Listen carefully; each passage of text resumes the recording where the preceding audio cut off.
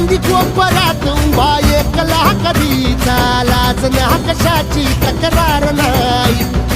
असं वाटतोय हे खरं काच पान सुखाच्या या सपनाला तार नाही हे राख झाली जगण्याची हाय तरी जिता ओळ प्रेम माझं भाबडी कथा बघ जग तू या कस साऱ्या जन्माचं हस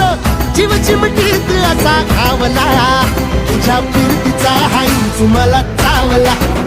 तुझ्या फिरतीचा हाईच मला चावला